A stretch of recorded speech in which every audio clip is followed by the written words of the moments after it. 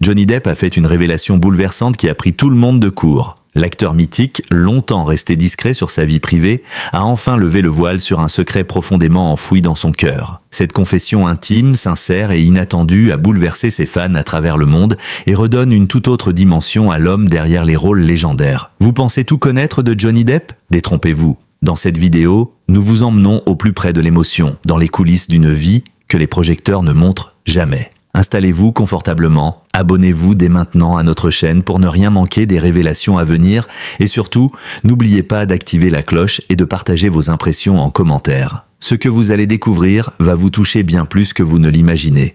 Johnny Depp. Son nom résonne comme une légende dans l'univers du cinéma contemporain. Depuis ses débuts dans les années 80 jusqu'à ses rôles emblématiques dans les sagas à succès, il a su incarner des personnages inoubliables, étranges, torturés, profonds, souvent en marge. Mais derrière les costumes, les perruques et les regards mystérieux se cache un homme bien réel, aux blessures sincères et à la vie privée jalousement préservée. Aujourd'hui, à 62 ans, Johnny Depp a surpris le monde entier en révélant, enfin, l'identité de l'amour de sa vie. Cette déclaration, faite lors d'un entretien intime accordé à un média indépendant français, a immédiatement fait le tour du globe. Car si l'acteur a toujours entretenu une relation complexe avec la presse, oscillant entre mutisme et coups d'éclat, jamais il n'avait laissé entrevoir avec autant de tendresse son univers intérieur. Pour ses fans, c'est une révélation aussi bouleversante qu'inattendue. Mais pour comprendre toute la portée de cette confession, il faut revenir sur le parcours amoureux d'un homme célèbre, mais fondamentalement solitaire. Dans les années 1990,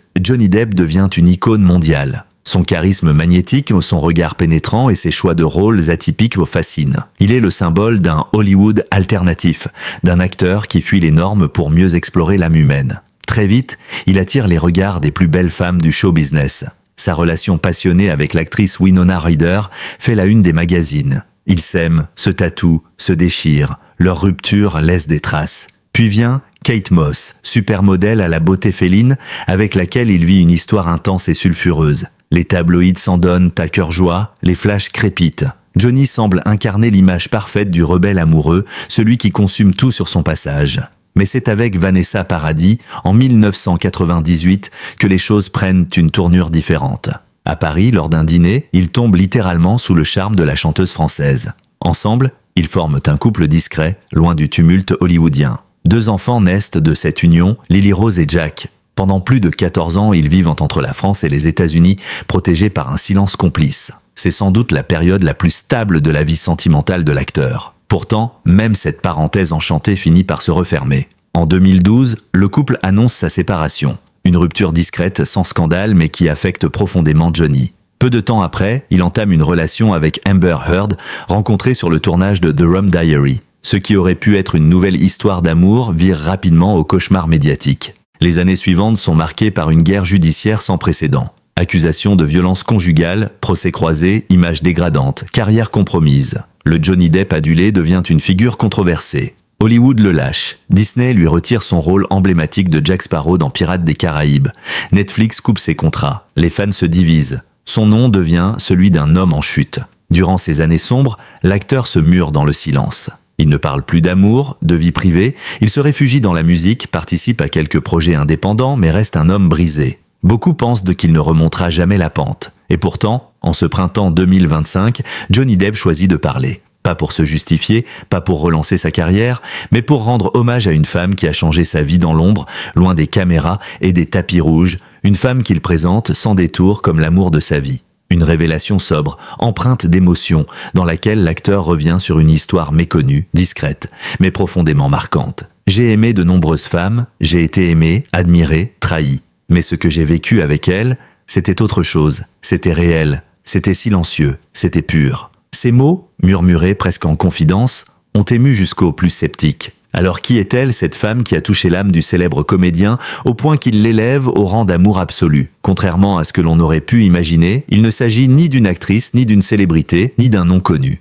Non, il s'agit d'une femme ordinaire, française, qu'il aurait rencontrée il y a plusieurs décennies et retrouvée par hasard bien plus tard, dans un contexte inattendu. De la confession de Johnny Depp n'est que le début d'un récit bouleversant. Un récit qui nous rappelle que derrière les paillettes, les procès et les rôles flamboyants, il y a un homme qui, comme tant d'autres, a aimé en silence, a souffert, et qui, aujourd'hui, à l'automne de sa vie, choisit enfin de parler avec son cœur. Loin des projecteurs, des procès et des studios de cinéma, Johnny Depp a trouvé refuge dans un lieu qui n'appartient ni au cinéma ni à la célébrité, la Provence. Après les tempêtes médiatiques de l'affaire Heard, la star hollywoodienne s'est repliée dans sa maison en pierre, nichée dans un petit village près de Saint-Tropez. Là, entre les oliviers centenaires, les champs de lavande et les ruelles tranquilles, il a tenté de reconstruire ce que la célébrité lui avait enlevé, la paix intérieure. C'est dans cet isolement volontaire que s'est écrite la plus belle, mais aussi la plus méconnue, des histoires d'amour de sa vie. Johnny Depp raconte qu'un matin d'été, alors qu'il faisait son marché en toute simplicité, il aperçut une silhouette familière parmi la foule. Une femme, élégante, sans ostentation, qui choisissait des figues avec lenteur. Il lui fallut quelques secondes pour réaliser, c'était Sophie, une Française rencontrée 35 ans plus tôt à Paris, dans un petit café de Montmartre. À l'époque, Johnny n'était encore qu'un jeune musicien américain, vivant d'expédients et rêvant de gloire. Sophie, elle, était serveuse dans ce même café, passionnée de poésie et de photographie. Ils avaient à partager quelques conversations, des soirées musicales, des rires discrets, une complicité sans promesse mais sincère, que le temps avait fini par effacer. Ou du moins, c'est ce que Johnny croyait. La revoir après tant d'années fut un choc. Mais ce qui le bouleversa davantage, c'est que rien n'avait changé. Ni son sourire, ni sa voix calme, ni la lumière qui émanait d'elle. Elle ne montra aucune surprise, aucun enthousiasme forcé. Juste un regard tendre, presque amusé, comme si elle s'attendait à le retrouver un jour. Les jours suivants, ils se revirent, d'abord par hasard, puis volontairement. Un café au village, une promenade en bord de mer, des discussions infinies sur la musique, l'art, la vie, le deuil, les enfants. Johnny redécouvrit une forme d'authenticité qu'il croyait perdue à jamais. Avec Sophie, pas de jugement, pas de calcul, pas de faux semblants. Elle ne m'a jamais parlé de ma carrière, ni de mes films, ni de mes scandales, elle s'en fichait. Elle voulait juste savoir si je dormais bien, si je mangeais correctement, si j'étais heureux. Et c'est exactement ce dont j'avais besoin. Leur relation s'est construite dans le silence et la lenteur, comme un vieux vin qu'on laisse vieillir.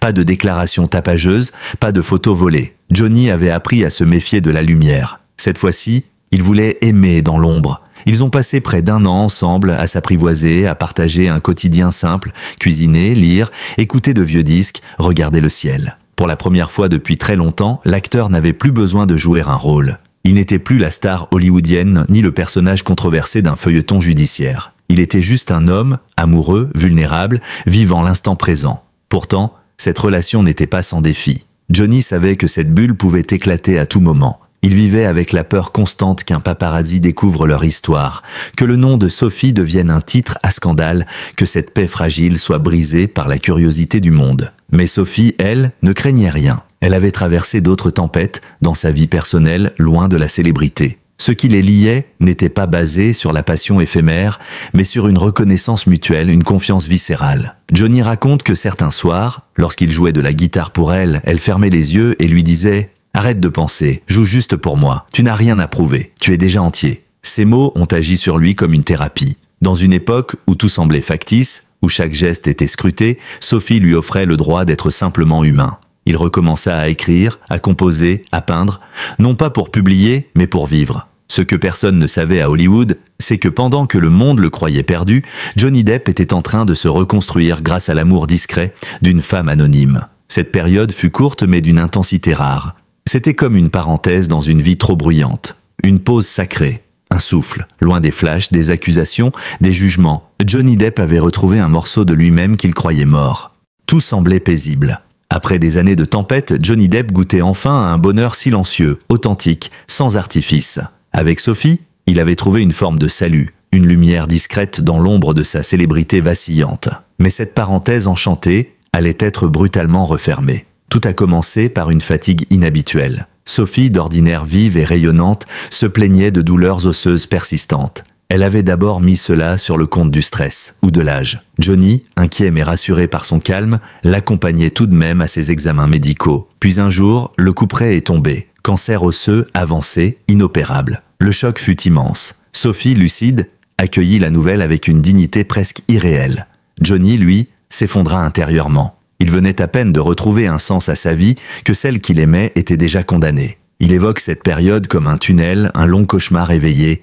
Chaque jour, je me levais avec la peur de la perdre et chaque soir, je la regardais dormir, me demandant si ce n'était pas la dernière fois. Sophie, fidèle à sa douceur, refusa les grands traitements, les interventions lourdes. Elle voulait partir chez elle paisiblement, entourée de ce qui avait du sens pour elle, les livres, la musique, les visages aimés. Johnny alors mit sa propre vie en suspens. Il refusa les tournages, les interviews, les rendez-vous. Il se transforma en compagnon, soignant, veilleur, amoureux, silencieux. Pendant plusieurs mois, il s'occupa d'elle avec une dévotion totale. Il lui lisait des poèmes, jouait de la guitare chaque matin, lui préparait des infusions, s'occupait du jardin qu'elle aimait tant. Il se souvient d'un après-midi d'hiver, où, trop faible pour marcher, elle lui demanda simplement d'ouvrir toutes les fenêtres. « Je veux sentir une dernière fois l'air froid sur mon visage, c'est la seule chose que les hôpitaux ne peuvent pas offrir. » Johnny obéit, les larmes aux yeux. Il se rendait compte, chaque jour, que l'amour véritable n'a rien de spectaculaire. Ce n'est pas un feu d'artifice, c'est une présence, une main posée sur une autre,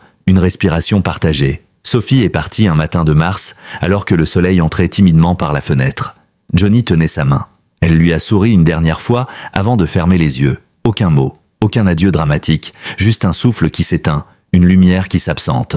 Après sa mort, Johnny Depp s'est muré dans le silence. Il a disparu du radar médiatique. Plus d'apparitions publiques, plus de concerts improvisés, plus de polémiques. Il s'est éteint à son tour, à sa manière. Je n'avais plus envie de parler, plus envie de jouer, plus envie de vivre sous les regards. La maison en Provence est restée vide pendant de longs mois. Les volets fermés, le jardin à l'abandon. Seuls quelques voisins voyaient parfois l'acteur passer, capuche sur la tête, silhouette amaigrie, les traits marqués. Certains le prenaient pour un fantôme. Il raconte aujourd'hui qu'il a envisagé d'arrêter le cinéma définitivement, qu'il a vendu plusieurs de ses biens, brûlé des dizaines de journaux, jeté ses trophées. Tout me semblait faux, tout me semblait dérisoire sans elle. C'est finalement dans la musique qu'il a trouvé un chemin vers la résilience.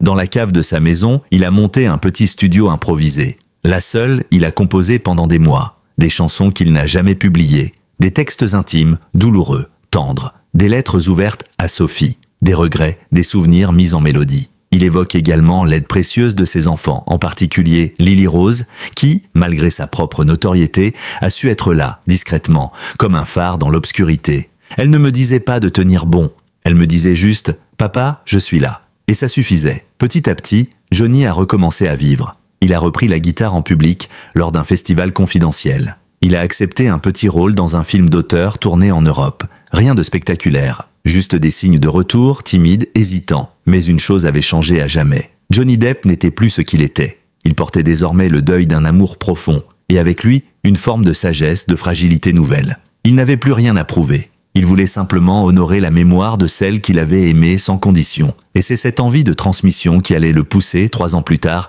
à prendre la parole publiquement, à révéler enfin au monde ce qu'il avait toujours gardé secret. 3 années ont passé depuis la disparition de Sophie. 3 années de silence, d'introspection, de cicatrisation lente.